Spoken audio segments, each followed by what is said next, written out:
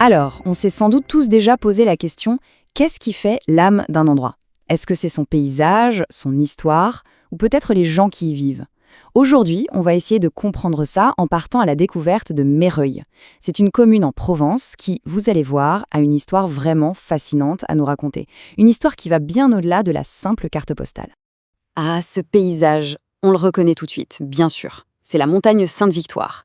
Cézanne l'a peinte et repeinte, elle est là comme une gardienne qui veille sur toute la région. Et c'est justement dans cette lumière si particulière, une lumière presque mythique, que l'histoire de Meyreuil commence à prendre racine. Voilà, cette question, ça va être un peu notre fil conducteur. Est-ce que l'identité de Meyreuil est gravée dans la roche de la Sainte-Victoire, ou bien est-ce qu'elle est enfouie dans son passé? Ou alors est-ce qu'elle se réinvente tout le temps? Eh bien, c'est exactement ce qu'on va essayer de découvrir ensemble.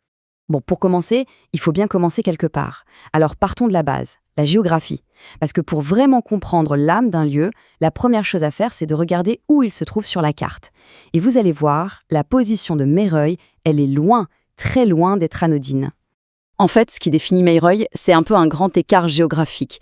Imaginez, d'un côté, on a toute l'agitation d'Aix-en-Provence, qui est juste à côté.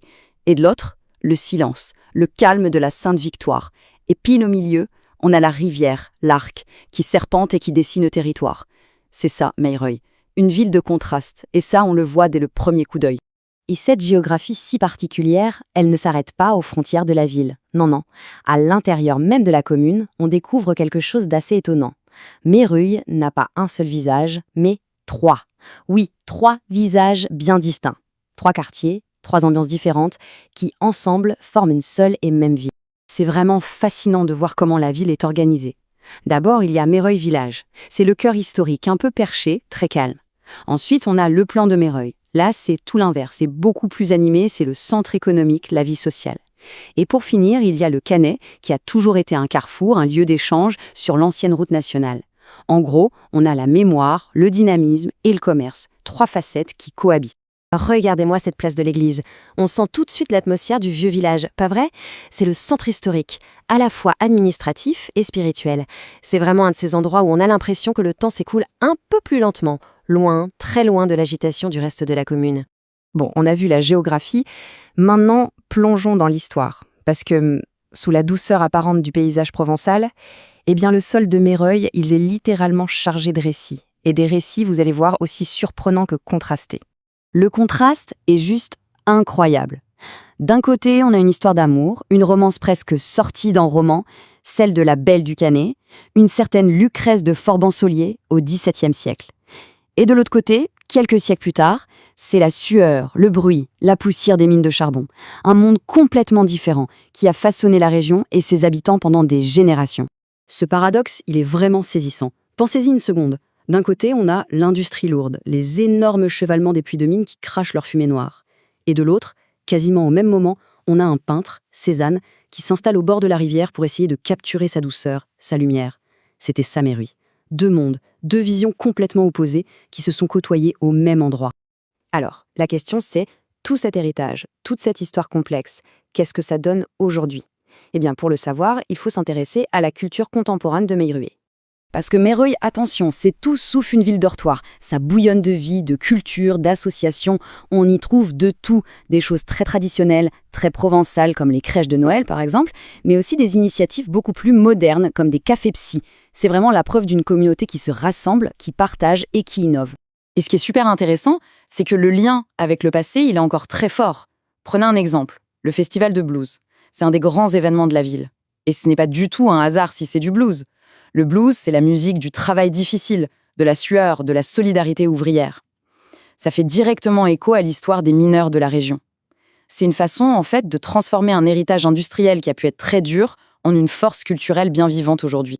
Ok, donc on a cet héritage qui est très solide, très présent. Mais attention, Meyreuil n'est pas du tout une ville figée dans son passé, bien au contraire. La ville est en pleine transformation, et une transformation à la fois récente et très très rapide. Alors, petit point chiffre. En 2023, la ville comptait 6747 habitants. Bon, dit comme ça, le chiffre peut paraître modeste. Mais ce qui est vraiment spectaculaire, ce n'est pas le chiffre en lui-même, c'est son évolution. Et regardez ça, la dynamique, la voilà. Une croissance de 19% en seulement 6 ans. C'est juste énorme. C'est une véritable explosion démographique très largement au-dessus de la moyenne du département. Ça ne laisse aucune place au doute, Meyreuil est une commune qui attire énormément. Bien sûr, une telle croissance, ça ne tombe pas du ciel. C'est le résultat de projets d'envergure. On peut citer par exemple la création d'un nouvel écoquartier qui a fait arriver plus de 2000 nouveaux habitants d'un seul coup. C'est vraiment le signe d'une ville qui ne se contente pas de grandir, mais qui se projette vers un avenir moderne et durable. Et pour résumer toute cette histoire, toute cette complexité, en fait, il n'y a rien de mieux que de regarder le blason de la ville. C'est une sorte de résumé visuel parfait de tout ce qu'on vient de se dire. Allez, on le décortique ensemble. Le léopard, en haut, c'est un petit clin d'œil aux armoiries historiques. Le blé et l'olivier, à côté, ça, c'est l'âme agricole, l'essence même de la Provence. Et puis, regardez en bas, c'est là que ça devient intéressant. On a la centrale thermique, symbole du passé minier, qui est là, fièrement affichée. Et juste à côté, le paysage du quotidien, le pont, la rivière, bref, tout y est, tout ce qui fait Méruel. Du coup, on en revient à notre question du début. L'âme de Meyreuil, finalement, c'est quoi? Eh bien, c'est précisément ça.